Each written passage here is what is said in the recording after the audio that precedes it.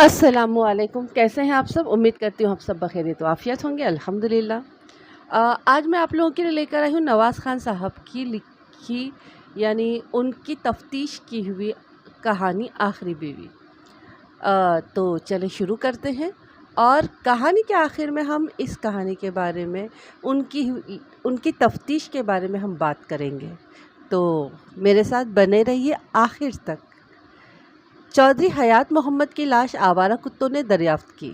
उसे डेरे पर कत्ल किया गया था और कत्ल करने के बाद डेरे के पिछवाड़े एक गड्ढे में दबा दिया गया था। चूँकि गड्ढा ज़्यादा गहरा नहीं था, इसलिए कुत्ते बू सूंघते हुए वहाँ पहुँच गए थे और उन्होंने मिट्टी खोदकर लाश का एक पाँव बाहर निकाल लिया था। कुछ राहगीरों ने कुत्तों को इंसानी पाँव से गोश्त नोचते देखा तो गड्ढे के पास जमा हो गए। कुत्तों को भगाकर ऊपर की मिट्टी हटाई गई तो अंदर हयात मोहम्मद की लाश पड़ी थी।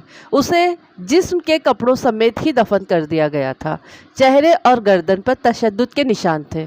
यूँ लगता था मौत से पहले हयात मोहम्मद ने काफ़ी मज़ाहमत की है। कमीज़ का गिरेबान फटा हुआ था। दाएं हाथ की एक उंगली भी टूटी हुई थी। कातिल या कातिलों ने हयात मोहम्मद के सीने पर भी बर्छी से 3 वार किए थे। एक जख्म पुश्त पर भी था जिससे बहने वाले खून ने उसकी सफ़ेद कमीज़ को दाग कर रखा था। ये जालंधर के एक मुज़ाफ़ाती थाने का वाक़या है।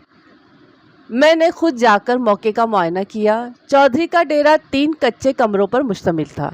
करीब ही एक वसी अहाता था जहां चौधरी के ढोर डंगर बंधे रहते थे। जानवरों की देखभाल के लिए 3-4 नौकर हर वक्त अहाते में मौजूद रहते थे। हैरानी इस बात की थी कि इन 3-4 आदमियों में से कोई भी मुश्किल के वक्त चौधरी हयात तक नहीं पहुंच सका। याद रहे कि डेरे से अहाते का फासला ज़्यादा से ज़्यादा 30 गज का था। चौधरी का एक मुलाजिम जूरा हर वक्त उसके साथ रहता था। मैंने कभी उसे राइफल के बगैर नहीं देखा। हर वक्त 303 और गोलियों की पेटी उसके कंधे से लटकती रहती। वो 6-6.5 फीट का एक कवील हैकर शख्स था। किसी लड़ाई में उसकी एक आंख ज़ाय हो चुकी थी। चौधरी हयात को उस पर बेपनाह एतमाद था। चूँकि चौधरी एक दुश्मनदार शख्स था, इसलिए जूरा हर वक्त उसके साथ साए की तरह रहता था। लेकिन कत्ल के वक्त वो भी चौधरी के पास नहीं था। मैंने ये दोनों बातें जहन में महफूज कर ली। डेरे का मुआयना किया। अंदर एक बड़ी सी चारपाई बिछी हुई थी। दीवार पर 2 कुल्हाड़ियाँ और एक 2 नाली राइफल लटक रही थी। जिस बर्छी से हयात मोहम्मद को हलाक किया गया था वो ज़मीन पर पड़ी थी। उस खून आलू छुरी पर मक्खियाँ भिनभिना रही थी। कमरे में जद्दोजहद के वाज़े आसार पाए जाते थे। कमरे में दाखिल होते ही एक बात मैंने ख़ास तौर पर महसूस की। मुजरिम जो कोई भी था खासा होशियार और तजुर्बाकार था। उसने निहायत तवज्जो और मेहनत के साथ मौके पर मौजूद हर खोज खुरा ख़त्म करने की कोशिश की थी। इस कोशिश में वो खासा कामयाब भी हुआ था। थोड़ी ही देर में चौधरी हयात की 2 बीवियां और 4 बेटे मौका वारदात पर पहुंच गए। चारों बेटे उसकी पहली बीवी से थे। दूसरी बीवी कोई 2 साल पहले हयात के निकाह में आई हुई थी और उसके बतन से कोई औलाद नहीं थी। बीवियां बैन कर रही थी और बेटे ज़ारो कतार रो रहे थे। उसकी पहली बीवी चीख चीख कर ये ऐलान कर रही थी कि मेरे खाविन को ये शहर की डायन खा गई। उसका इशारा अपनी सौकन की तरफ था। मुझे जूरे की तलाश थी लेकिन वो कहीं नज़र नहीं आ रहा था। मैंने डेरे पर मौजूद चौधरी के नौकरों को इकट्ठा किया और एक कतार में बिठाकर उन सब पर इंस्पेक्टर की निगरानी लगा दी। फिर एक एक नौकर को मैंने अलहदा बुलाया और उसके बयान लिए। इस बयानों से ये पता चला कि चौधरी हयात कभी कभार डेरे पर रात गुजारा करता था। आजकल उसकी अपनी दूसरी बीवी के साथ में नाचाकी थी। वो शराब पीता था। नौकरों ने कहा कि जिस रात कत्ल हुआ वो शाम के बाद ही जूरे के साथ डेरे पर पहुंचा था। 2-3 और मिलने जुलने वाले भी आ गए थे। आग के गिर्द बैठकर वो ताश वगैरह खेलते रहे। फिर बाकी तो चले गए और चौधरी हयात जूरे के साथ अकेला रह गया। क्योंकि सर्दी बहुत ज़्यादा थी इसलिए वो दरवाज़ा बंद करके सो गए। उन्हें कुछ पता ही नहीं चला कि रात में क्या हुआ और कैसे हुआ। नौकरों के बयान से मैंने अंदाज़ा लगाया कि उन्हें वाकई चौधरी पर होने वाले हमले की कोई खबर नहीं हुई। शायद इसका सबब ये था कि हमला आवर ललकारे मारते हुए नहीं आए थे और ना ही फायरिंग हुई थी। मरने से पहले चौधरी ने भी जो जद्दोजहद की थी वो कमरे के अंदर की थी। इसलिए गहरी नींद सोए हुए नौकर सोए ही रहे। یہ بھی ممکن تھا کہ قاتل صرف ایک شخص ہو، وہ نہایت خاموشی سے اندر داخل ہوا ہو اور چودھری کا کام تمام کر گیا ہو۔ بہرحال اصل حقیقت حال اس وقت سامنے آ سکتی تھی جب جورا اپنا بیان دیتا، مگر اس کا کہیں پتہ نہیں تھا۔ یہ بات تو میں ہرگز ماننے کو تیار نہیں تھا کہ اس قتل میں اس کا ہاتھ ہے۔ میں چودھری اور جورے کے تعلق کو جتنا بھی جانتا تھا، اس سے یہ بات واضح ہوتی تھی کہ جورا چودھری پر جان تو دے سکتا ہے مگر اس کی جان نہیں لے سکتا۔ وہ اس کا بے دام کا غلام تھا۔ پھر یہی بات ذہن میں آتی تھی کہ چودھری کو قتل کرنے والوں نے اسے بھی جان سے مار دیا ہوگا یا پھر اغوا کر لیا ہوگا۔ چودھری کی لاش پوسٹ مارٹم کے لیے بھجوانے کے بعد میں نے اس کی دونوں بیویوں سے علیحدہ بیانات لیے۔ چودھری کی پہلی بیوی کا نام نذیرہ تھا۔ اس نے چودھری کے قتل کا ذمہ دار اپنی سوکن کو ٹھہرایا اور اسے ڈائن، چڑیل، قسم خانی اور پتہ نہیں کیا کیا نام دیے۔ اس کے طویل بیان سے مجھے جو کہانی معلوم ہوئی وہ کچھ یوں تھی۔ کوئی 2.5 سال پہلے چودھری حیات سخت بیمار ہوا۔ اسے شہر کے اسپتال میں داخل کرانا پڑا، جہاں وہ کوئی 4 مہینے رہا۔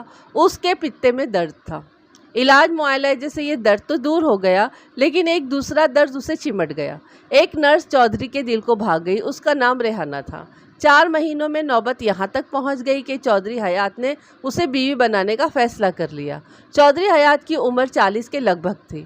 لمبے تڑنگے مضبوط جسم کا مالک تھا۔ شکل بھی اچھی تھی۔ اسے دیکھ کر اندازہ لگایا جا سکتا تھا کہ جوانی میں بڑا پرکشش رہا ہوگا۔ جو ہی وہ اسپتال سے فارغ ہو کر گاؤں پہنچا، اس نے پہلی بیوی کو اپنی دوسری شادی کے لیے رام کرنا شروع کر دیا۔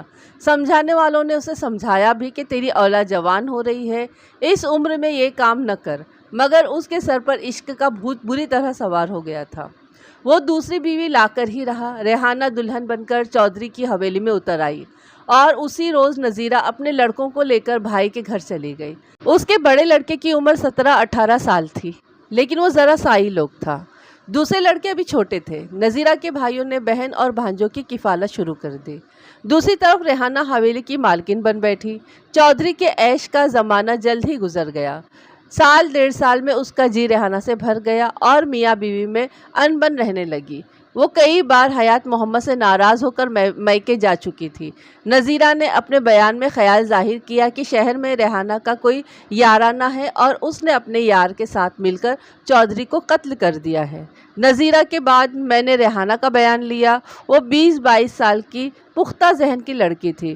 رنگ ذرا سانولا تھا مگر نقش خاصے تیکھے تھے۔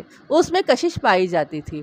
اپنے بیان میں اس نے جو کچھ بتایا اس کا لباب یہ ہے: اسپتال میں مجھے چودھری ایک دکھی اور لاچار شخص لگا، جس کی بیوی بچوں کو اس کی بالکل پرواہ نہیں تھی۔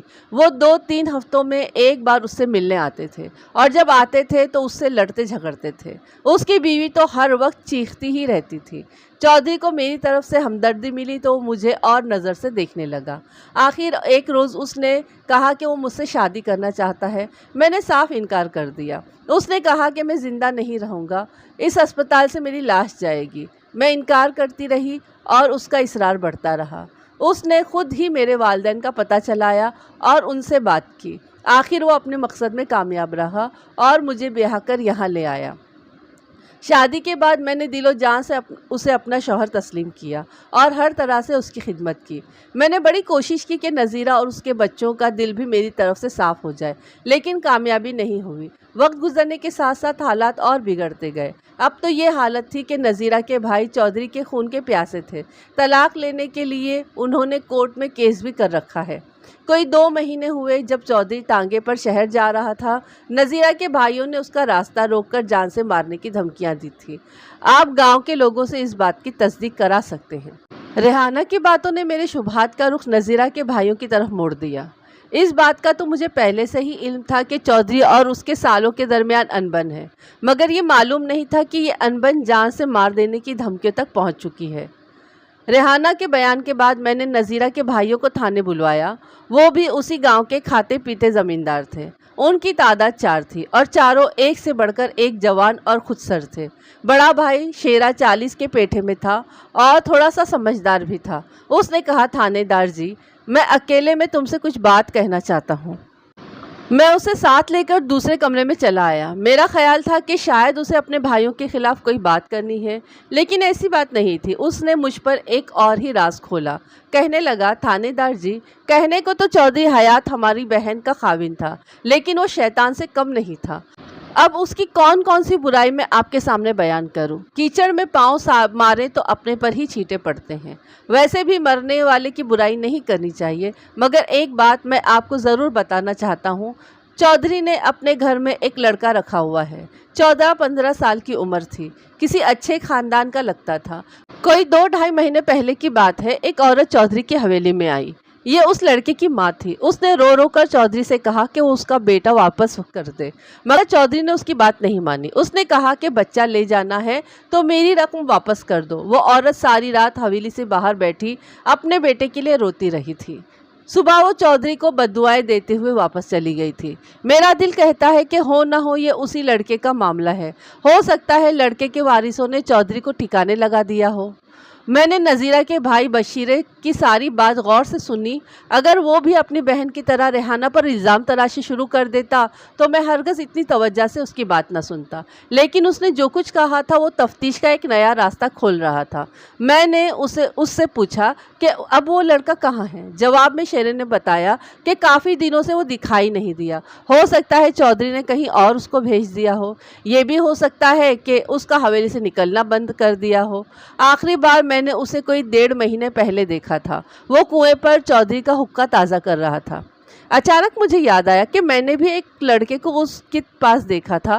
ایک دفعہ چودھری تھانے آیا تھا تو ایک دبلا پتلا لڑکا حقہ اٹھا اس کے ساتھ چل رہا تھا۔ میں نے لڑکے کا حلیہ بتایا تو شیرا پکار اٹھا، ہاں جی ہاں، میں اسی کی بات کر رہا ہوں۔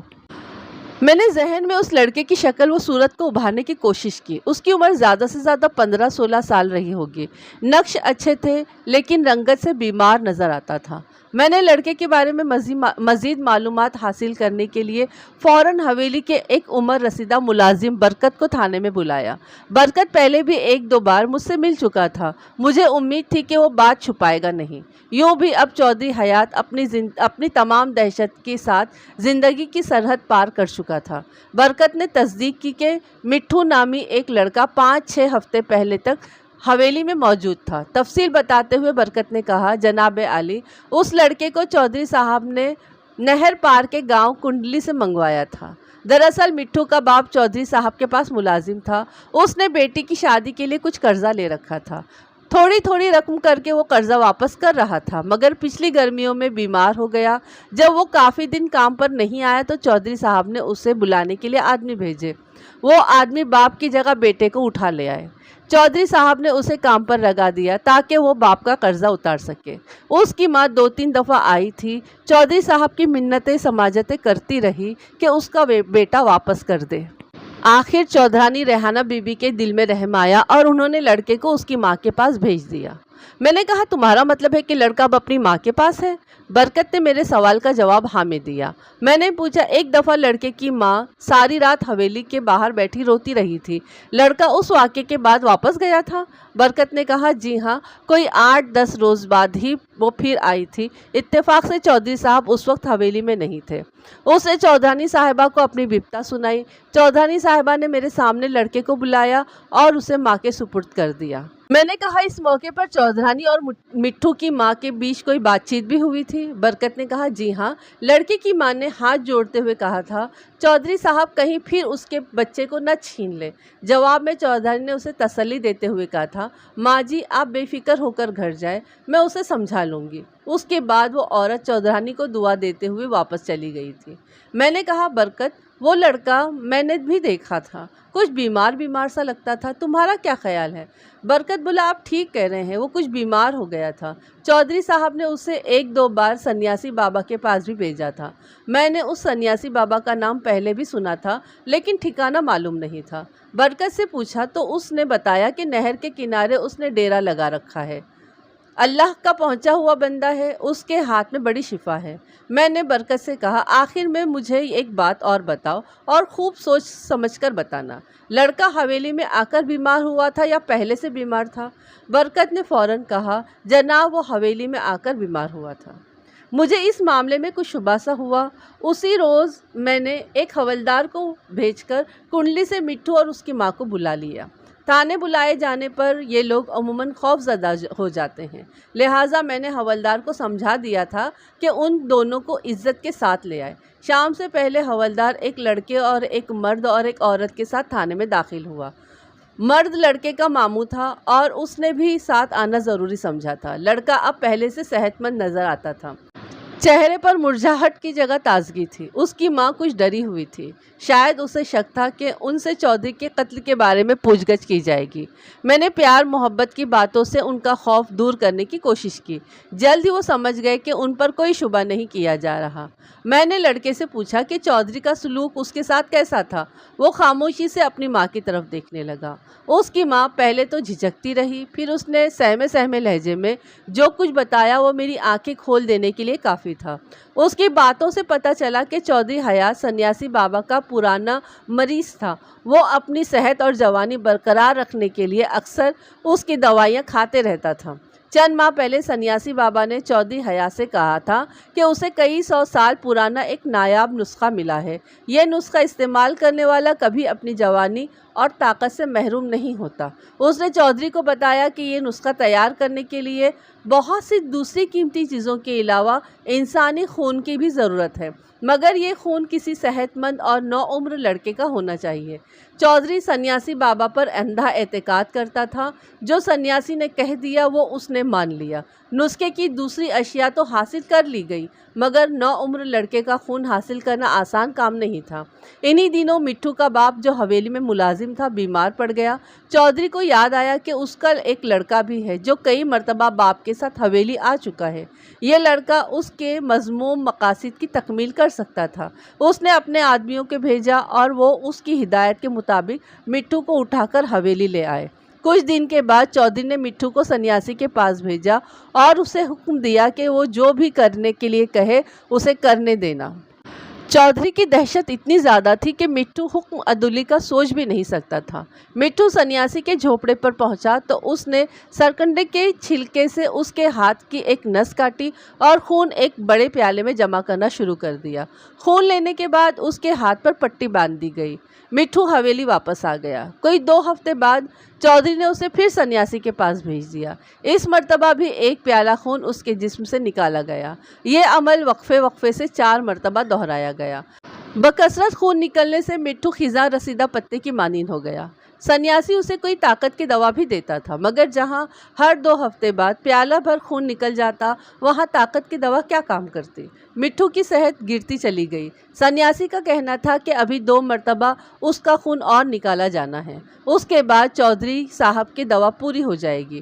مگر اس سے پیشتر ہی مٹھو کی ماں چودھرانی ریحانہ سے ملی اور بیٹے کو ساتھ لے جانے میں کامیاب ہو گئی۔ مٹھو کی ماں نے تھانے میں مجھے یہ رویداد سناتے ہوئے کہا، تھانے دار صاحب، مجھے کچھ معلوم نہیں تھا کہ حویلی میں میرے بچے کے ساتھ کیا ہو رہا ہے، مگر کوئی ہر وقت میرے دل کو جیسے مسلتا رہتا تھا۔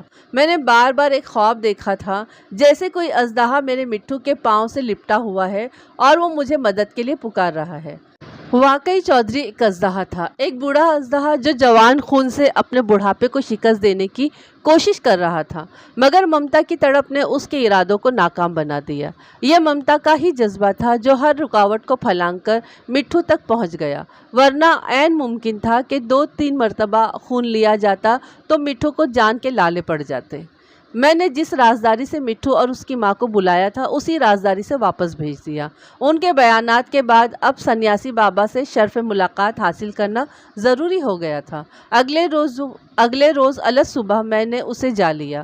یہ عین ممکن تھا کہ وہ چودھری کے قتل پر کوئی روشنی ڈال سکتا۔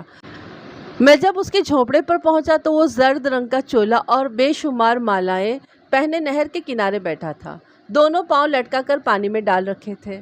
میں نے آواز دی تو اس نے سرخ آنکھیں کھول کر میری طرف دیکھا۔ میں وردی میں تھا اور 2 سپاہی بھی میرے ساتھ تھے۔ مجھے اندازہ ہوا کہ اس نے ہمیں جھونپڑے کی طرف آتے دیکھ لیا تھا اور جان بوجھ کر آنکھیں بند کیے بیٹھا تھا۔ شان بے نیازی سے بولا، کیا بات ہے تھانے دار، ہم فقیروں کی طرف کیسے بھول پڑے؟ میں نے کہا، بابا ذرا اٹھ کر جھونپڑے میں تو چل، تجھ سے کچھ باتیں کرنی ہیں۔ وہ بڑے اطمینان سے اٹھا اور میرے ساتھ جھونپڑے میں آ گیا۔ پھر میرے بولنے سے پہلے ہی کہنے لگا، لگتا ہے تو چودھری کے چکر میں آیا ہے۔ چودھری کے بارے میں مجھے زیادہ کچھ معلوم نہیں، لیکن جو بھی مجھے پتا ہے بتا دیتا ہوں، چھپاؤں گا کچھ بھی نہیں، کیونکہ میرے گرو کا حکم ہے کم بولو اور سچ بولو۔ میں نے کہا، بابا لگتا ہے تیرے گرو کی طبیعت مجھ سے کچھ زیادہ ہی ملتی جلتی ہے۔ میں بھی تجھ سے یہی بات کہنے والا تھا، بس چند لفظوں میں مجھے ساری بات بتا دو۔ سنیاسی نے گھور کر مجھے دیکھا اور پھر بلیک اینڈ وائٹ مونچھوں پر ہاتھ پھیر کر داڑھی میں انگلیوں سے خلال کیا اور بولا، چودھری حیات بہت دیر سے کوئی ایسی دوا مانگ رہا تھا جو اسے پھر سے 16 برس کا جوان بنا دے۔ میرے پاس ایک بہت پرانا نسخہ تھا، لیکن میں اسے ٹالتا رہا کیونکہ اس نسخے میں انسانی خون شامل کرنا پڑتا تھا۔ آخر جب چودھری کی ضد بہت بڑھ گئی تو میں نے اسے نسخے کے بارے میں بتا دیا۔ کچھ دن بعد چودھری نے اطلاع دی کہ خون کا انتظام ہو گیا ہے اور ایک نوعمر لڑکا میرے پاس بھیج دیا۔ میں نے حسب ضرورت 3-4 مرتبہ اس کا خون حاصل کیا، لیکن اس کے بعد وہ لڑکا کہیں چلا گیا اور چودھری کا علاج ادھورا رہ گیا۔ اس کے بعد 1-1.5 مہینے میں صرف ایک بار چودھری سے ملاقات ہوئی، وہ بھی دور سے، کوئی 15 روز پہلے وہ چند آدمیوں کے ساتھ ادھر سے گزرا تھا۔ میں نے کہا، بابا تو جو کچھ کرتا رہا ہے اور کر رہا ہے اس میں سے بہت سی باتیں غیر قانونی ہیں اور میں تجھے گرفتار بھی کر سکتا ہوں، لیکن اگر تو مجھے چودھری کے متعلق کوئی اہم سراغ دے دے تو ہو سکتا ہے تو یہیں رہے اور تیرا جھوپڑا بھی یہیں رہے۔ سنیاسی میرے لفظوں میں چھپی ہوئی دھمکی کو اچھی طرح سمجھ رہا تھا۔ کچھ دیر سوچتا رہا، پھر کہنے لگا، تھانے دار میں خود تجھے ایک بات بتانا چاہتا ہوں، ہو سکتا ہے تو یہاں نہ آتا، میں تیرے پاس آ جاتا۔ بات یہ ہے کہ چودھری آج کل کسی عورت کے عشق میں پاگل ہو رہا تھا، وہ ہر جائز و ناجائز طریقے سے اسے حاصل کرنا چاہتا تھا۔ کوئی 1 مہینہ پہلے میں نے اس کے لیے خالص گیدڑ سنگی کشمیر سے منگوائی تھی، وہ گیدڑ سنگی بھی اس نے اس عورت پر استعمال کی تھی۔ میں نے کہا، کیا کہہ رہا ہے بابا، مجھے یقین نہیں آ رہا۔ بوڑھا بولا، تھانے دار میں یہ سب کچھ اس لیے تجھے بتا رہا ہوں کہ ہو سکتا ہے اس عورت کے وارثوں نے چودھری کو قتل کر دیا ہو۔ وہ عورت شادی شدہ تھی اور اسی گاؤں کی رہنے والی تھی۔ میں نے کہا، تو اس کا نام بتا سکتا ہے؟ بوڑھا بولا، تھانے دار سنیاسی نے کبھی کسی سے فالتو بات نہیں کی، چاہے وہ چودھری ہی کیوں نہ ہو۔ جتنا مجھے پتا تھا میں نے بتا دیا۔ وہ عورت شادی شدہ تھی اور بڑی خوبصورت عورت تھی اور اسی گاؤں کی تھی۔ میں نے کہا، بابا تجھے پتا ہے یہ کوئی چھوٹا گاؤں نہیں ہے، شادی شدہ خوبصورت عورتیں کچھ نہیں تو 20-25 تو ضرور ہوں گی۔ جہاں تک مجھے معلوم ہے ان دنوں ایسی کوئی بات نہیں اڑی کہ چودھری کا کسی عورت سے چکر ہے۔ کسی نشانی کے بغیر میں اس عورت تک کیسے پہنچ سکتا ہوں؟ بوڑھا بولا، میں تجھے نشانی بتا تو رہا ہوں، وہ بہت خوبصورت ہے، اتنی خوبصورت کہ چودھری جیسے بوڑھے کی نیندیں بھی حرام ہو گئی تھی۔ واقعی سنیاسی ٹھیک کہہ رہا تھا، اگر غیر معمولی حسین تھی تو اس کا پتہ چلایا جا سکتا تھا۔ قتل و غارت کے بے شمار افسانے حسین عورتوں سے شروع ہوتے ہیں، ممکن تھا چودھری کے قتل کے ڈانڈے بھی کسی حسین فتنہ خیز سے جا ملتے ہوں۔ میں نے سنیاسی سے چند مزید سوالات کیے اور پھر اسے یہ ہدایت کر کے واپس چلا آیا کہ وہ مجھے اطلاع کیے بغیر اپنے ٹھکانے سے ادھر ادھر نہیں ہوگا۔ تھانے پہنچ کر میں نے سب سے پہلے بلال شاہ کو بلایا۔ عورتوں کے بارے میں اس کی معلومات بہت زیادہ تھی۔ میں نے اس سے کہا کہ گاؤں کی چند خوبصورت شادی شدہ عورتوں کے نام گنواؤ۔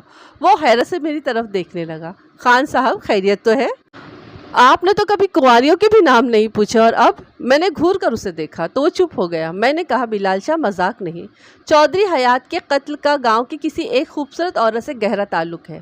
وہ کہنے لگا، خان صاحب میرا تو خیال ہے کہ 2 بیویوں میں شوہر حرام ہوا ہے، جیسے 2 مولویوں میں مرغی حرام ہوتی ہے، اور کل تک آپ کا بھی یہی خیال تھا۔ میں نے غصے سے کہا، میں کل کی نہیں آج کی بات کر رہا ہوں اور آج جو میں پوچھ رہا ہوں اس کا جواب دو۔ معاملے کی سنجیدگی کو محسوس کر کے بلال شاہ سوچ میں ڈوب گیا، پھر کہنے لگا، جناب ایک تو شہناز ہے، لالو کمہار کی بیوی، کافی خوبصورت ہے، دوسری کا نام رشیدہ ہے، نہر پار کے گاؤں سے بیاہ کر آئی ہے، ڈوگروں کی بہو ہے، اور تیسری رضیہ ہے، اپنے حوالدار زامین کی بیوی، پتہ نہیں خوبصورت ہے یا نہیں لیکن مجھے اچھی لگتی ہے۔ اتنا کہہ کر بلال شاہ گھبرا کر ادھر ادھر دیکھنے لگا کہ کہیں زامین علی تو نہیں سن رہا۔ میں نے کہا، بلال شاہ لگتا ہے تو ابھی تک مذاق کے موڈ میں ہے۔ کہنے لگا، نہیں خان صاحب میں بالکل سنجیدہ ہوں، میں نے کہا یعنی تجھے واقعی ضامن علی کی بیوی اچھی لگتی ہے؟ نہیں نہیں، وہ بوکھلا کر بولا، میرا مطلب ہے میں آپ کی بات کو سنجیدگی سے لے رہا ہوں۔ میں نے کہا اچھا ٹھیک ہے، آگے بتاؤ۔ وہ گردن کھجا کر بولا، ہاں خان صاحب، یاد آیا، وہ رحمت تیلی کی بیوی بھی بڑی خوبصورت ہے، بلکہ سنا ہے وہ تو کافی خوبصورت ہے۔ سنا ہے سے تمہارا کیا مطلب ہے؟ کیا تم نے اسے دیکھا نہیں؟ جناب، بات دراصل یہ ہے کہ اس کی نئی نئی شادی ہوئی تھی، وہ ابھی گھونگھٹ ہی نکالتی تھی کہ گاؤں سے چلی گئی۔ میں نے تفصیل بتانے کو کہا تو بلال شاہ بولا، جناب یہ سننے والی بات ہے، رحمت کی شادی بہاول پور کے ایک دور دراز گاؤں میں ہوئی تھی۔ رحمت کا ایک بڑا بھائی وہاں اپنے کسی عزیز کے پاس گیا، وہاں اس نے اس لڑکی کو دیکھا، اس کی شادی کسی ادھیڑ عمر مہاجن سے ہو رہی تھی۔ اتنی خوبصورت لڑکی کے متعلق ایسی بات سن کر وہ حیران ہوا، لیکن وجہ بھی اس کی سمجھ میں آ گئی۔ غربت اور بھوک نے اس علاقے کو بری طرح جکڑ رکھا تھا، ہریالی کا نام و نشان نہ تھا، پیاس بجھانے کے لیے میلوں دور سے پانی لانا پڑتا تھا۔ اس گاؤں کے حالات بھی باقی علاقے سے مختلف نہیں تھے، خاص طور پر اس لڑکی کا گھر گاؤں کا غریب ترین گھر شمار ہوتا تھا۔ رحمت کے بھائی نے وہاں کے حالات دیکھے تو فوراً اس لڑکی کا رشتہ رحمت کے لیے مانگ لیا۔ کچھ ہی روز بعد وہ رحمت کی بیوی بن کر اس گاؤں میں آ گئی۔ اس کا نام مہتاب تھا۔ میں نے اس کی شکل تو نہیں دیکھی، لیکن اس کی باتیں سنی ہیں۔ میری بیوی کہہ رہی تھی، بڑی بھولی بھالی اور معصوم سی اور خوبصورت سی لڑکی ہے۔ اس بات پر حیران ہوتی تھی کہ یہاں کے لوگ دن میں 3 مرتبہ روٹی کھاتے ہیں اور پیٹ بھر کر پانی پیتے ہیں۔ وہ جس گاؤں سے آئی ہے وہاں 24 گھنٹوں میں 1 دفعہ روٹی کھائی جاتی ہے، بلکہ کبھی تو 1 دفعہ بھی نہیں ملتی۔ میری بیوی کہہ رہی تھی کہ ہمارے گاؤں میں اس جیسی ایک لڑکی بھی نہیں ہے، اندھیرے میں جائے تو روشنی ہو جاتی ہے۔ میں نے کہا لیکن وہ گئی کہاں؟ بلال شاہ بولا، میرا خیال ہے اس کا شوہر اسے لے کر شہر چلا گیا ہے، شاید وہ وہاں اسے کوئی کام مل گیا ہو۔ میرا ذہن کسی اور انداز سے سوچ رہا تھا۔ واقعات کی کڑیاں خود بخود آپس میں ملتی ہوئی محسوس ہو رہی تھی۔ ممکن تھا کہ یہ وہی لڑکی ہو جس کی طرف سنیاسی نے اشارہ کیا تھا۔ رنگین مزاج چودھری حیات اس کے عشق میں گرفتار ہو گیا ہو۔ چودھری کی دست برد سے بچنے کے لیے رحمت بیوی کو لے کر روپوش ہو گیا ہو۔ اس چکر کے حوالے سے ریحانہ اور چودھری کی چپل کش بھی سمجھ میں آتی تھی۔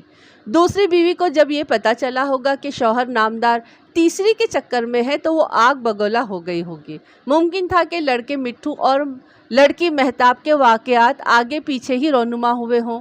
میں نے یہ باتیں ذہن میں رکھتے ہوئے بلال شاہ سے پوچھا کہ رحمت کا کوئی والد وارث گاؤں میں ہے؟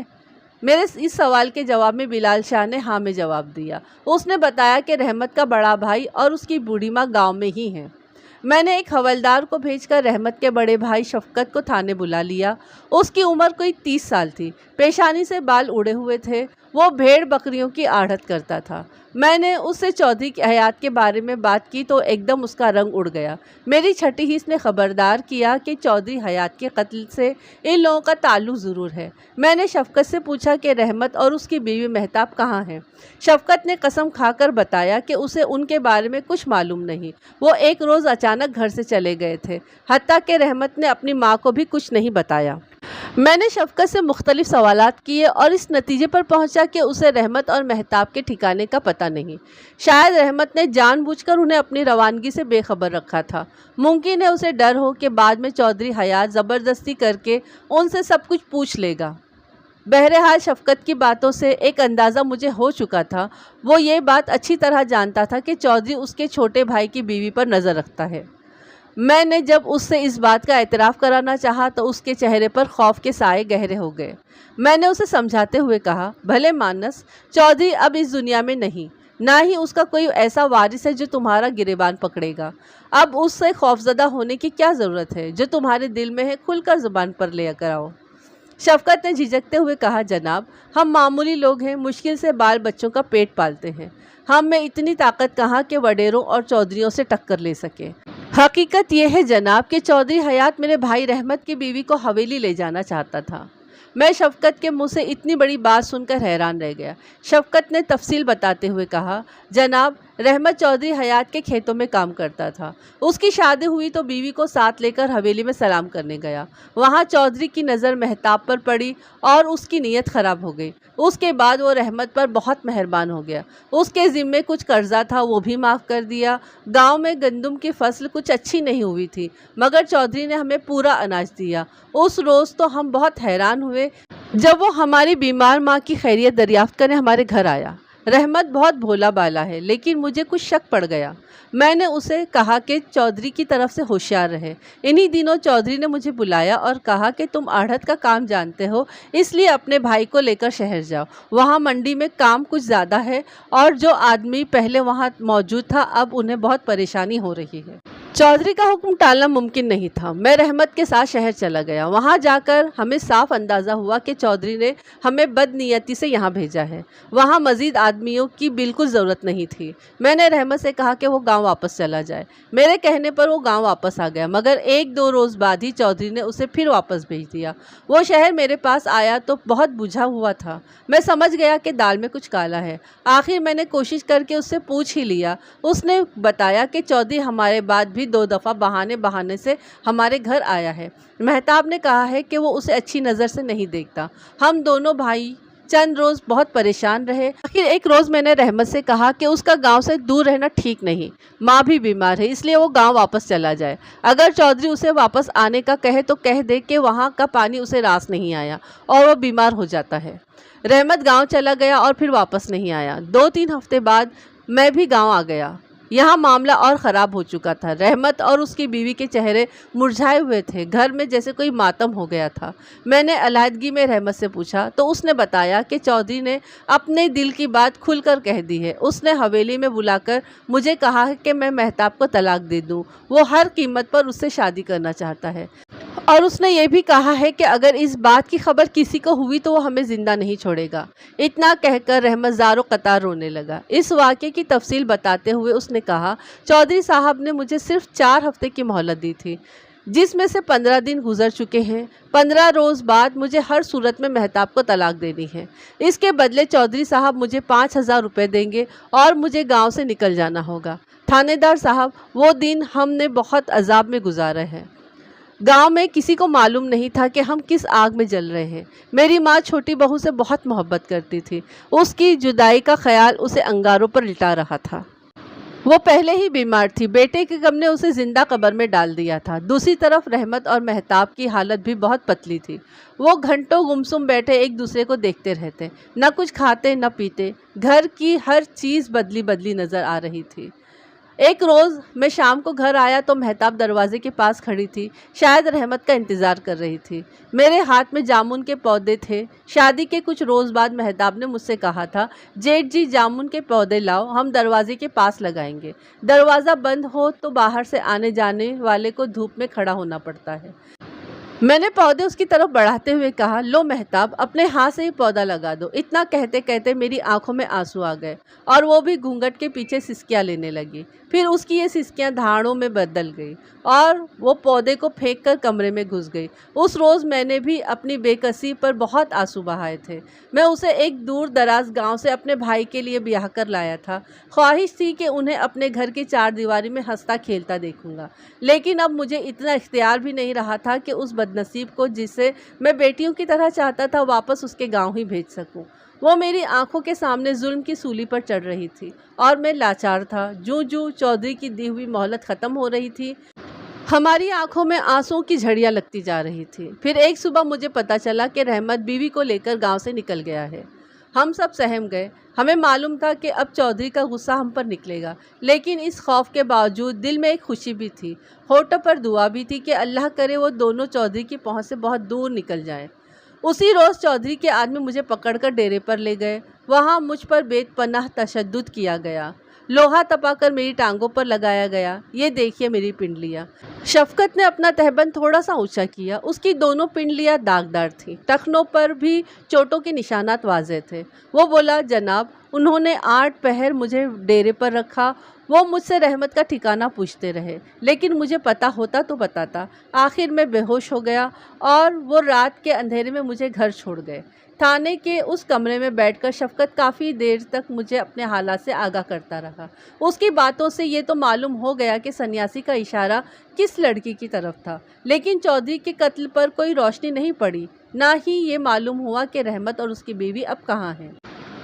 چودھری حیات کی دونوں بیوائیں مسلسل ایک دوسرے پر الزام تراشی کر رہی تھیں۔ نذیرہ کو یقین تھا کہ چودھری کو ریحانہ نے اپنے کسی شہری یار کے ساتھ مل کر مارا ہے، جبکہ ریحانہ کا خیال تھا نذیرہ کے بھائیوں نے اسے ٹھکانے لگا دیا ہے۔ اب تیسرا امکان یہ پیدا ہو گیا تھا کہ ہو سکتا ہے چودھری کے قتل کی وجہ مہتاب ہو، اسے رحمت یا اس کے کسی ساتھی نے موت کے گھاٹ اتارا ہو۔ میں نے 2 راستوں پر تفتیش شروع کی۔ ریحانہ کے شہری یار کا کھوج لگانے سب انسپکٹر رگھویر سنگھ کو ایک کانسٹیبل کے ساتھ شہر روانہ کر دیا۔ دوسری طرف 2 عدد ASI رحمت کی کھوج میں روانہ کر دیے۔ رحمت کا کھوج لگانے کے لیے میں نے ارد گرد کے تھانوں سے بھی رابطہ قائم کیا۔ اس کے علاوہ علاقے میں موجود مخبروں کو بھی چوکس کر دیا گیا۔ ان تمام انتظامات کا نتیجہ صرف 3 روز میں برآمد ہو گیا۔ جالندھر کے ایک مضافاتی قصبے میں سے رحمت کا سراغ مل گیا۔ میرے ایک مخبر نے اسے اس وقت پہچان لیا جب وہ رفع حاجت کے بعد کھیتوں سے واپس قصبے میں جا رہا تھا۔ اس کے ساتھ ایک اور شخص بھی تھا۔ مخبر نے بتایا کہ یہ دوسرا شخص چودھری حیات کے ساتھ دیکھا جاتا رہا ہے۔ مخبر نے احتیاطاً ان دونوں کا پیچھا کیا تھا اور وہ قصبے کے ایک نیم پختہ مکان میں چلے گئے تھے۔ مخبر نے مکان کے بارے میں مکمل معلومات حاصل کی تھی۔ اس مکان کو قصبے میں آصف زدہ سمجھا جاتا تھا۔ لوگ کہتے تھے کہ یہاں جو بھی ٹھہرا اسے کسی نہ کسی مصیبت کا سامنا کرنا پڑا۔ ایک عورت کا جوان بیٹا مر گیا، ایک شخص نے چھت سے لٹک کر خودکشی کر لی، ایک بوڑھی عورت پاگل ہو گئی، وغیرہ وغیرہ۔ یہ قصبے کے ایک زمیندار کا مکان تھا۔ کوئی اسے کرائے پر نہیں لیتا تھا، مگر ہوشیار مالک کے مکان ہر بار کسی نہ کسی طرح اسے کرائے پر چڑھا ہی دیا کرتا تھا۔ اس دفعہ بھی اس نے رحمت اور اس کی بیوی کو یہ مکان دے دیا تھا۔ کرایہ گو معمولی تھا، لیکن لالچی مکان مالک کے لیے نہ ہونے سے بہتر تھا۔ مخبر نے بتایا کہ رحمت اور اس کی بیوی اسی مکان میں رہ رہے ہیں۔ کچھ لوگوں کا کہنا ہے کہ ان کے ساتھ اور بھی 1-2 آدمی ہیں۔ اس اہم اطلاع پر میں نے فوری کارروائی کا فیصلہ کیا۔ رحمت کے بھائی شفقت اور بلال شاہ کو ساتھ لے کر میں اسی وقت مذکورہ قصبے کی طرف روانہ ہو گیا۔ شام سے کچھ پہلے ہم اس قصبے میں پہنچ گئے۔ وہاں ایک پولیس چوکی موجود تھی۔ پولیس کا انچارج سکھ ASI مجھے اچھی طرح جانتا تھا۔ اس نے پہلے تو ہماری آؤ بھگت کی، پھر کارروائی پر ساتھ جانے کے لیے تیار ہو گیا۔ میرے منع کرنے کے باوجود اس نے عملے کے 3-4 آدمی ساتھ لے لیے۔ ہم رات گہری ہونے کا انتظار کرتے رہے۔ ٹھیک 11:30 بجے ہم چوکی سے روانہ ہوئے اور گھوڑوں پر سوار مشکوک مکان کی طرف چل دیے۔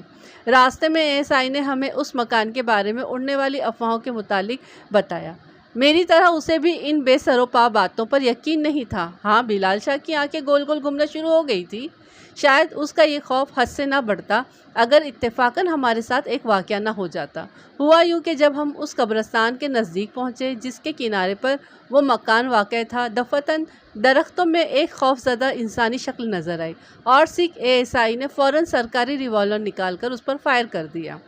اس وقت گھوڑوں کی ٹاپیں گونجی اور قبرستان سے 3 گھڑ سوار نکل کر مختلف سمت بھاگے۔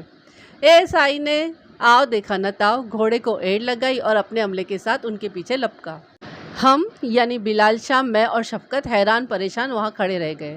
تقریباً 1.5 گھنٹہ ہم وہاں کھڑے ASI اور اس کے ساتھیوں کا انتظار کرتے رہے، مگر کوئی واپس نہیں آیا۔ یہ تو بعد میں پتہ چلا کہ ایک اشتہاری اپنے ساتھیوں سمیت قبرستان میں چھپا ہوا تھا۔ جب اس نے پولیس کو آتے دیکھا تو سمجھا یہ سب کچھ اسی کے لیے ہے۔ وہ سرپٹ بھاگ نکلا۔ ASI نے اس کا پیچھا کیا۔ پولیس پارٹی کو کوئی 8 کوس بھگا کر مجرم اپنے ساتھیوں سے جا ملا۔ وہاں انہوں نے جوشیلے ASI سمیت چاروں پولیس والوں کو گھیر لیا اور وردیاں تک اتروا لی۔ بہرحال یہ ایک علیحدہ قصہ ہے۔ ہم قبرستان کے درختوں میں کھڑے ASI کا انتظار کرتے رہے۔ بلال شاہ جو پہلے ہی ڈرا ہوا تھا کچھ اور سہم گیا۔ رحمت کا بھائی شفقت بھی کچھ سراسیمہ سا نظر آنے لگا تھا۔ میں نے اس کا خوف دور کرنے کے لیے ٹارچ کی روشنی میں کلائی کی گھڑی دیکھی اور ہنس کر کہا، میرا خیال ہے ASI ٹھیک 12 بجے روانہ ہوا تھا اور سکھ جو کام 12 بجے شروع کرتے ہیں وہ کبھی سیدھا نہیں ہوتا۔ آؤ ہم چلتے ہیں۔ کہاں؟ بلال شاہ نے پوچھا۔ بھائی جہاں ہم جا رہے تھے، اور کہاں؟ بلال شاہ نے کہا، خان صاحب ٹارچیں جلا جلا کر ہم نے بیٹری کے سیلز کمزور کر دیے ہیں۔ میری ٹارچ تو بالکل ہی مدھم ہو گئی ہے۔ میں سمجھ گیا کہ ٹارچ مدھم نہیں ہوئی بلکہ بلال شاہ خود مدھم ہو گیا ہے۔ مسلسل خوف نے اس کے سیل کمزور کر دیے تھے۔ وہ اس مکان تک جانے سے کنی کترا رہا تھا۔ در حقیقت اس بیوقوف ASI نے ہمیں مکان کے متعلق ایسے ڈرامائی انداز سے بتایا تھا کہ خواہ مخواہ دل میں خوف سا پیدا ہو گیا تھا۔ ویسے بلال شاہ جلدی قدم پیچھے ہٹانے والا نہیں تھا۔ میں سمجھ گیا کہ وہ واقعی ڈرا ہوا ہے۔ میں نے اس کا مزید امتحان لینا مناسب نہیں سمجھا۔ میں نے کہا، تم ٹھیک کہتے ہو بلال، ٹارچ تو میری بھی بجھنے والی ہے۔ ایسا کرتے ہیں کل پر ڈال لیتے ہیں۔ بلال شاہ خاموشی سے سر ہلا کر رہ گیا۔ میں نے کہا، تم دونوں واپس چوکی جاؤ، میں قصبے کے نمبردار سے ملنا چاہتا ہوں۔ بلال شاہ نے اعتراض کیا کہ اتنی رات گئے کیا ضرورت ہے؟ تاہم میں نے کہہ سن کر اسے واپس بھیج دیا۔ جب بلال شاہ اور شفقت گھوڑے چلاتے نظروں سے اوجھل ہو گئے تو میں نے رخ اس مکان کی طرف پھیر لیا۔ یہ مکان قصبے سے باہر ایک بڑے جوہر کے کنارے پر واقع تھا۔ گھنے درختوں نے اسے گھیرا ہوا تھا۔ مدھم چاندنی میں اس کا ہیولہ مجھے صاف نظر آ رہا تھا۔ میں گھوڑے کو دل کی چال چلاتا مکان کے قریب پہنچا اور اطمینان سے نیچے اتر آیا۔ گھوڑے کو ایک پیڑ سے باندھ کر میں نے پستول نکالا اور دبے قدموں بیرونی دروازے کی طرف بڑھ گیا۔ اگر مکان میں صرف رحمت اور اس کی بیوی ہوتی تو پستول نکالنے کی ضرورت نہیں تھی، مگر اطلاعات کے مطابق کچھ اور افراد بھی ان کے ساتھ مقیم تھے، لہٰذا احتیاط ضروری تھی۔ میں نے دروازے پر پہنچ کر اس پر دباؤ ڈالا تو وہ باریک آواز سے کھل گیا۔ دہلیز پار کر کے میں نے صحن میں قدم رکھا۔ اس وقت میرے کانوں میں ایک انسانی کہہ کی آواز آئی۔ تب میری نگاہ صحن کے عین وسط میں پڑی اور میں اپنی جگہ منجمد ہو کر رہ گیا۔ ایک عجیب منظر میرے آنکھوں کے سامنے تھا۔ مدھم چاندنی میں صحن کے عین درمیان ایک آدمی لکڑی کی چوکی پر بیٹھا نہا رہا تھا۔ اس کے پاس لوہے کی ایک بالٹی تھی جس سے وہ ڈونگے بھر بھر کر وہ اپنے عریاں جسم پر ڈال رہا تھا۔ سخت سردی میں رات کے 12 بجے صحن میں بیٹھ کر نہانے والا یہ تنہا شخص مجھے حیران کر گیا۔ اس مکان کے بارے میں سنی ہوئی تمام پراسرار حکایتیں ذہن میں تازہ ہو گئی۔ میں آپ کو بتا دوں کہ نہ وہ مکان پراسرار تھا اور نہ اس میں کوئی آسیب تھا۔ یہ مکان بھی ان سینکڑوں مکانوں جیسا تھا جن میں اتفاق سے کوئی حادثہ ہو جاتا ہے اور لوگ بات کا بتنگڑ بناتے ہوئے کہیں سے کہیں پہنچ جاتے ہیں، مگر اس وقت صحن کا منظر دیکھ کر میری جو کیفیت ہوئی بیان سے باہر ہے۔ ایک لمحے کو تو میرا دل چاہا کہ نہاتے اور کہکے لگاتے ہوئے اس بھوت نما شخص کو شوٹ کر دوں، مگر پھر فوراً میں نے اپنی اس کیفیت پر قابو پا لیا اور مضبوط قدموں سے آگے بڑھا۔ دفتراً مجھے دائیں پہلو پر ایک پرچھائی سی نظر آئی۔ اس سے پہلے کہ میں اپنا دفاع کرتا، ایک جسم مجھ سے ٹکرایا اور مجھے لیتا ہوا دور تک لڑک گیا۔ مجھے احساس ہوا کہ میرا ہاتھ 38 بور ریوالور سے آزاد ہو چکا ہے اور کوئی طاقتور شخص دونوں ہاتھوں سے میرا گلا گھونٹنے کی کوشش میں ہے۔ میں نے گردن چھڑانے کی کوشش کی لیکن ہاتھوں کی گرفت نہایت مضبوط تھی۔ دم سینے میں گھٹنے لگا۔ میں نے اپنا گھٹنا اٹھا کر پوری قوت سے حملہ آور کے پہلو میں مارا۔ گرفت ذرا سی نرم پڑی تو میں نے اسی جگہ 2 اور شدید ضربیں لگائی، پھر ایک بھرپور گھوسا مد مقابل کے منہ پر مارا۔ وہ کراہ کر بائیں کروٹ گرا۔ میں نے چاندنی میں غور سے اس کا چہرہ دیکھا۔ وہ ایک لمبا تڑنگا دیہاتی تھا۔ گھنی مونچھیں اس کے چہرے کو سخت تر بنا رہی تھی۔ اس کی آنکھوں میں وہی دیوانگی تھی جو پولیس مقابلہ کرنے والے ہر شخص کی آنکھوں میں نظر آتی ہے۔ یہ آنکھیں بتا رہی تھی کہ اب یا وہ مجھے مار دے گا یا خود مر جائے گا۔ میں نے اپنے ریوالور کی تلاش میں ادھر ادھر نگاہ دوڑائی۔ اس میں کڑکڑاہٹ کی آواز آئی۔ میں نے دیکھا کہ مد مقابل گراری دار چاقو ہاتھ میں لیے حملے کے لیے تیار ہو چکا ہے۔ اس کے منہ سے ایک گالی نکلی اور وہ تیر کی طرح میری طرف آیا۔ وہ ایک نڈر قاتل کا بھرپور وار تھا۔ میں نے تیزی سے حرکت کر کے اپنا پہلو بچایا اور ایک ٹانگ اس کی کمر پر رسید کی۔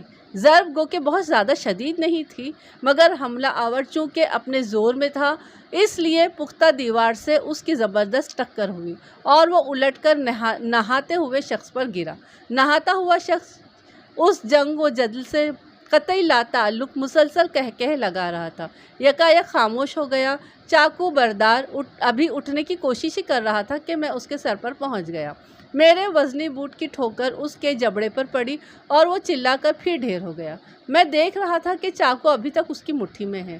میں نے اسے کوئی رعایت نہیں دی اور لگاتار ٹھوکروں سے اس کا حلیہ بگاڑ دیا۔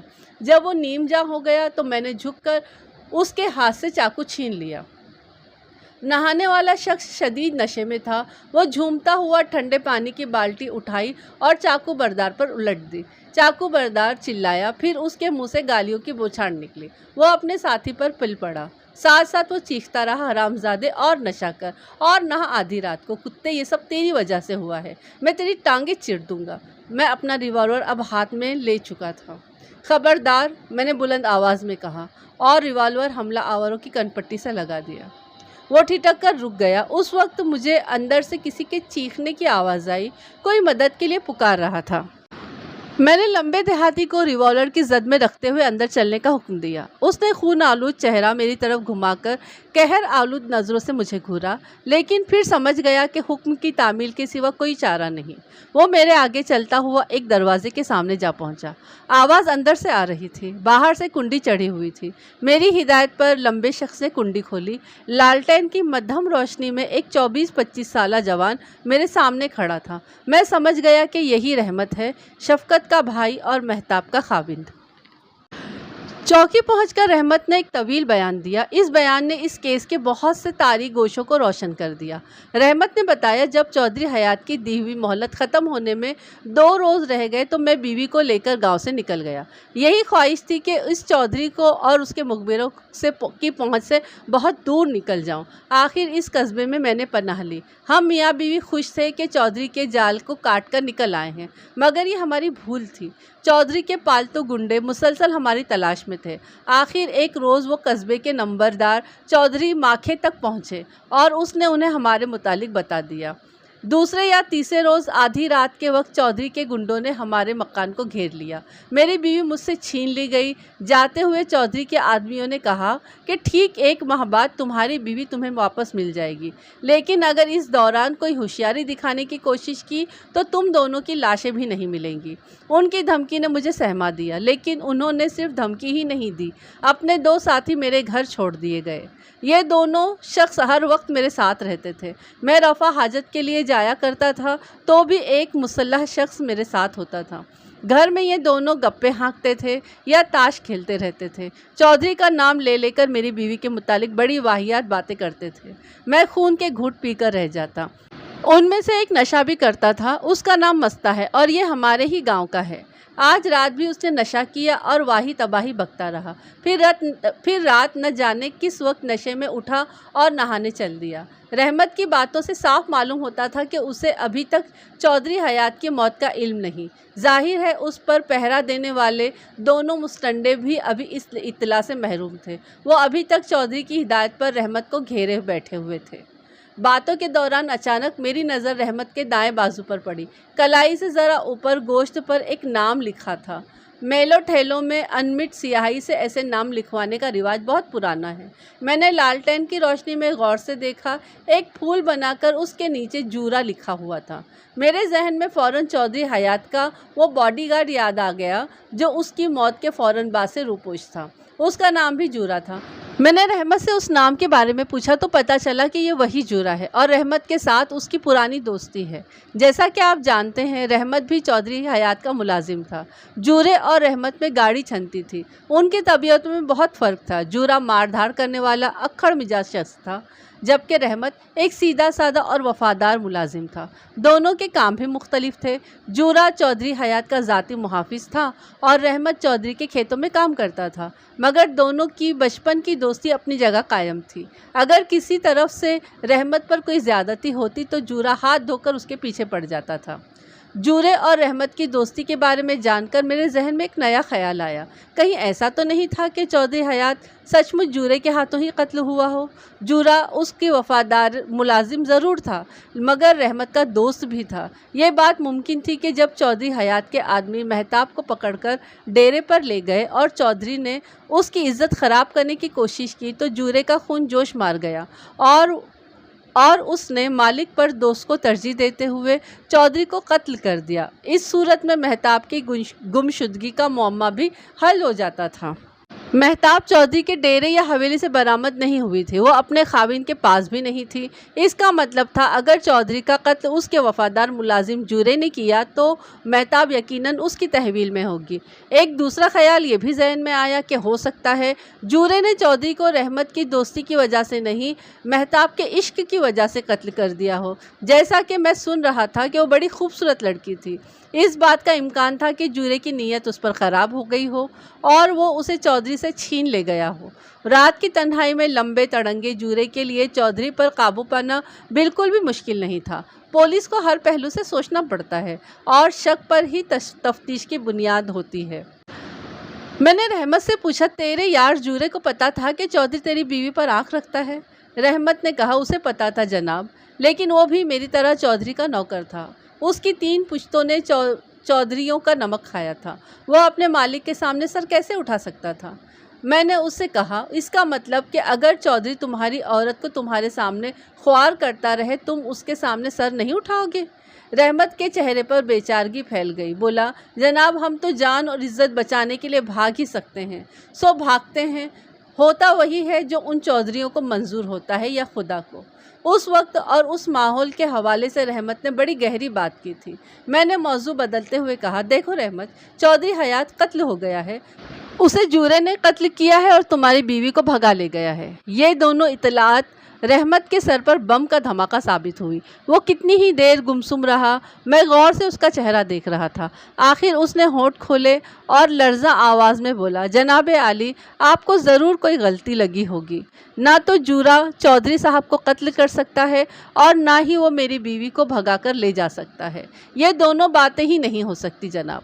रहमत के लहजे में गहरा यकीन था। मैंने भी ये बातें सिर्फ उसका रद्द अमल जानने के लिए कही थी। असल सूरत हाल तो जूरे का खोज लगने के बाद ही वाज़ेह हो सकती थी।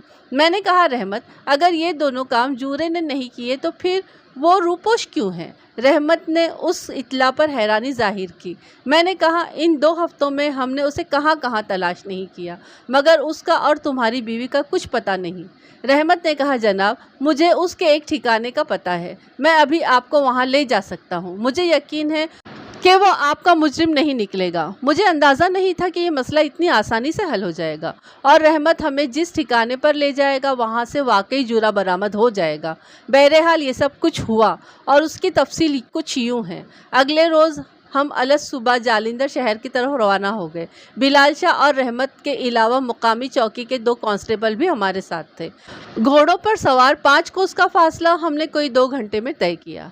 रहमत की निशानदही पर हम उस कच्ची बस्ती में पहुंचे जहां एक 2 मंजिला मकान में जूरा मुकीम था। यह मकान जूरे ने एक हिंदू बनिए से 2 साल पहले खाली करवाया था।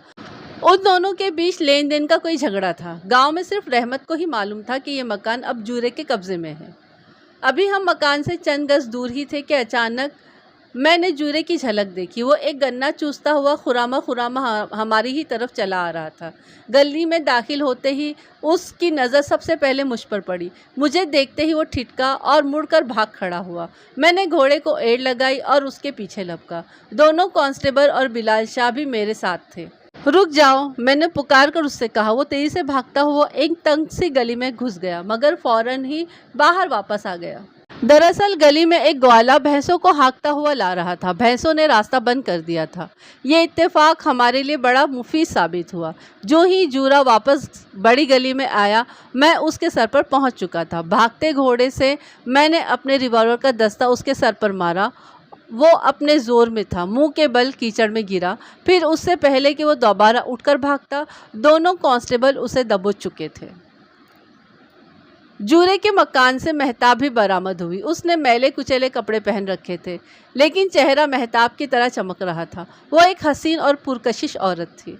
इस मकान से जूरे की एक रिश्तेदार औरत भी बरामद हुई। अधेड़ उम्र औरत जूरे ने महताब की देखभाल के लिए रखी थी। जूरे ने उस घर के एक कमरे में बैठकर जो तवील बयान दिया, वो इस केस का अहम तरीन बयान था। उसने कहा, थानेदार साहब, ये कत्ल मैंने नहीं किया। हाँ, मैं मौके पर मौजूद ज़रूर था। वो एक तारीख और सर्द रात थी। चौधरी साहब के 2 आदमी महताब को पकड़कर डेरे पर लाए थे। चौधरी साहब के हुक्म पर मैंने महताब को अंदर पहुंचाया और ख़ुद बाहर पहरे पर खड़ा हो गया। जनाब, ये कभी बड़ी इज्जत वाला घराना था। हम पुश्तों से इस घराने के वफादार हैं और हर कीमत पर यह वफादारी निभाई है। लेकिन उस रात मुद्दत तो पुरानी वफादारी का सबसे सख्त इम्तिहान था। मेरे बचपन के यार की बीवी मेरे मालिक के कमरे में थी और मैं बाहर खड़ा पहरा दे रहा था। मैंने अपने कानों में उंगलियां दे ली ताकि अंदर से आने वाली आवाज़ और अंदर से आने वाली पुकार मुझे डांवाडोल ना कर सके, मगर दिल के अंदर से उठने वाली आवाज़ों पर मेरा बस नहीं था। कोई चीख चीख कर कह रहा था, झूरे, कल तेरे घर के साथ भी ऐसा हो सकता है। तू तो चौधरी का नौकर है, कल को उसे तेरी बीवी या बहन भी पसंद आ सकती है। थानेदार साहब, मेरे दिल पर छुरियां सी चल रही थी। मैं दरवाजे से हटकर कुएं की तरफ टहलने लगा। उस वक्त मैंने देखा कि छोटी चौधरानी एक घोड़े पर सवार डेरे की तरफ आ रही थी। चौधरी साहब का हुक्म था कि हवेली से कोई आए तो उसे अंदर नहीं आने देना और कहना कि मैं डेरे पर नहीं हूँ। ज़िंदगी में पहली बार उस रात मैंने चौधरी साहब की हुक्म अदुली की। मैंने आगे बढ़कर चौधरानी का रास्ता नहीं रोका, वहीं एक दरख्त के पीछे खड़ा रहा। चौधरानी निहायत गुस्से में घोड़े से उतरी और दरवाज़ा खटखटाने लगी। चौधरी साहब ने दरवाज़ा खोला। चौधरानी को देखकर हैरान हुए। चौधरानी ने कहा, मुझे सब मालूम हो गया है, मैं आपको ये जुल्म नहीं करने दूंगी। चौधरी साहब गुस्से में चीखे, हरामजादी, दफ़ा हो जा वरना तेरे टुकड़े टुकड़े कर दूंगा। चौधरानी ने कहा, ठीक है, पहले मेरे टुकड़े करो। चौधरी साहब ने उसे ढकेल कर दरवाज़ा बंद करना चाहा, मगर चौधरानी जोर मारकर अंदर दाखिल हो गई। मैं वहीं दरख्त के पीछे खड़ा रहा। मुझे पिछले कमरों से मध्यम आवाज़ें आ रही थी। ऐसा लगता था चौधरी चौधराइन रेहाना से हाथापाई कर रहा है। फिर चौधरानी की चीखती हुई आवाज़ आई, देखती क्या है, बर्छी उतार। मैं समझ गया कि दोनों औरतें चौधरी से गुत्तम गुत्ता हैं और चौधरानी महताब को बर्छी उतारने का कह रही है। थोड़ी देर बाद मुझे चौधरी की आवाज़ सुनाई दी। वो मेरा नाम लेकर पुकार रहा था। ज़िंदगी में पहली बार मैंने चौधरी की आवाज़ पर जी चौधरी नहीं कहा। अंदर से मुसलसल उठक पटक की आवाज़ें आ रही थी। चौधरी ने मुझे 2-3 बार पुकारा। उसकी आवाज़ बता रही थी कि वो शदीद ज़ख्मी है। मैं कुछ देर वहीं खड़ा रहा, फिर हिम्मत करके दरवाजे की तरफ बढ़ा। अंदर से रोने की आवाज़ सुनाई दी। मैंने आगे बढ़कर देखा, पिछले कमरे में चौधरानी और महताब एक दूसरे के गले लगकर आंसू बहा रही थी। लालटेन की रोशनी में फर्श पर चौधरी हयात की लाश पड़ी थी। वो खून आलूद बर्छी जिससे चौधरी हयात को कत्ल किया गया महताब के दुपट्टे के पास पड़ी थी। महताब ने अपना नंगा सर और जिस्म एक बिस्तर की चादर से ढांप रखा था। मुझे देखकर दोनों औरतें खौफजदा हो गईं। मैंने चौधरानी से कहा, छोटी बीबी, घबराने की ज़रूरत नहीं। चौधरी साहब के बाद आप मेरी मालकिन हैं। हुक्म दे मुझे कि क्या करना है। चौधरी ने कहा, जूरे, मुझे कुछ नहीं पता कि क्या करना चाहिए, तुम ही कुछ बताओ। मैंने पूछा, छोटी बीबी, चौधरी साहब को बर्छियाँ किसने मारी हैं? चौधरी ने कहा, एक वार पीछे से महताब ने किया था, बाकी वार मैंने किए हैं। मैंने कहा, बीबी जी, आप दोनों में से एक गिरफ्तारी दे दे तो मसला हल हो सकता है। आपने अपने दिफा में चौधरी को मारा है। ये कत्ल इंसानी मुस्तलजिम सज़ा का केस है, मामूली सज़ा होगी। लेकिन चौधरानी बहुत खौफजदा थी। उसने कहा, जूरे, किसी तरह लाश गायब नहीं हो सकती? मैंने कहा, हो क्यों नहीं सकती बीबी? मैंने डेरे के पिछवाड़े एक गड्ढा खोदा और चौधरी को उसमें दफना दिया। फिर हम तीनों ने मिलकर कमरे से हर किस्म का खोज ज़ाय कर दिया। हर जगह से कदमों और उंगलियों के निशानात मिटा दिए। चौधरी से हाथापाई के दौरान चौधरानी और महताब की जो चूड़ियाँ टूटी थी, लालटेन की रोशनी में हमने उन चूड़ियों के ज़र्रे तक चुन लिए, लेकिन बदहवासी में सबसे अहम सबूत वहीं छोड़ आए। खून आलूद बर्छी वहीं कमरे में पड़ी रह गई। चौधरी ने मुझसे कहा कि मैं हवेली वापस जा रही हूँ, तुम महताब को खामोशी से उसके खाविन के पास छोड़ाओ। मगर जब मैंने महताब से उसके खाविन का पूछा तो वो रोने के सिवा और कुछ न बता सकी। दरअसल वो बहुत भोली भाली है। उसे कुछ नहीं मालूम था कि चौधरी के आदमी उसे किस गांव से लाए हैं। मैंने चौधरी से कहा कि मैं महताब को अपने साथ ले जाता हूँ। चौधरी ने इजाज़त दे दी और कहा कि मैं अपने तौर पर उसके खाविन का पता करने की कोशिश करूँ। मैंने चौधरी को खुदा हाफिज़ कहा और महताब को अपने साथ लेकर यहाँ शहर आ गया। ये थी मंजूर उर्फ जूरे की कहानी। मैंने उसकी पूरी बात सुनने के बाद कहा, क्या तुम्हें अंदाज़ा नहीं था कि कत्ल के बाद तुम्हारा गुम हो जाना पुलिस को तुम्हारी तरफ मशकूक कर देगा? जूरे ने कहा, मुझे मालूम था जनाब, लेकिन उस वक्त इसके सिवा और कोई चारा नहीं था। यह दुनिया ऐसे लोगों से भरी हुई है जो बेसहारा और खूबसूरत औरत को देखते ही दरिंदे बन जाते हैं। मैं मेहताब को तन्हा नहीं छोड़ सकता था। मैं उसे अपने घर ले आया और एक भाई की तरह उसकी देखभाल की। कानूनी तकाज़े पूरे करने के लिए मैंने रेहाना को गिरफ्तार कर लिया। उसने मेरे सामने इकबाल जुर्म कर लिया और बताया कि चौधरी उसका गला दबाना चाहता था। अगर मेहताब पीछे से उस पर वार न करती तो वो अपने मकसद में कामयाब हो जाता। एक वार करने के बाद मेहताब ने बर्छी फेंक दी। यह बर्छी रेहाना ने उठा ली और अपने बदकिरदार शौहर का सीना छलनी कर दिया। दरअसल वो काफ़ी दिनों से बाखबर थी कि उसका शौहर एक गरीब मज़ारे की बीवी के पीछे हाथ धोकर पड़ा हुआ है। वो मुसलसल उसे बाज रखने की कोशिश कर रही थी। मियाँ बीवी की चप्पलकश की असल वजह भी यही थी।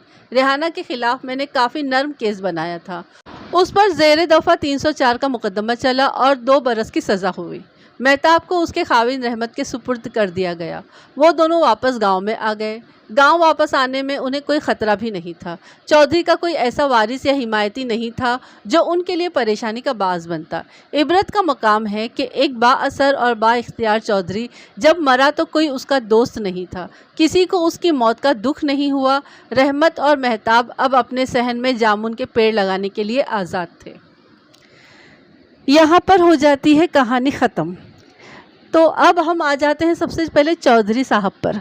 चौधरी साहब के पास सब कुछ था, बीवी थी, बच्चे थे, जवान बच्चे थे। उन्हें शादी की कोई ऐसी ख़ास ज़रूरत नहीं थी, लेकिन चलिए इस्लाम के हिसाब से देख लेते, 4 शादियां कर सकते हैं। तो उन्होंने जो नर्स के साथ में, जो रेहाना के साथ में शादी की, जबकि तो वो भी इनकार कर रही थी, नहीं करनी थी उसे भी, लेकिन उसके घर तक पहुँच गए और उससे शादी कर ली। चले ठीक है कि वो तो गैर शादीशुदा थी, ठीक है, शादी कर ली उससे। लेकिन ये जो मेहताब थी, ये तो किसी की बीवी थी ऑलरेडी, वो शादीशुदा लड़की थी, और उसके पीछे पड़ना गलत तरीका था ना ये, कि उसके शौहर से कहो कि इसे तलाक दे दो और मैं इससे शादी कर लूँगा, या तो फिर मैं इसे 1 महीना अपने पास रखकर वापस भेज दूँगी। ये सारी चीज़ें गलत थी। इंसान के पास पैसा है, ताकत है, पावर है, तो उसका इस तरीके से गलत इस्तेमाल करना भी तो गलत है, गुनाह है।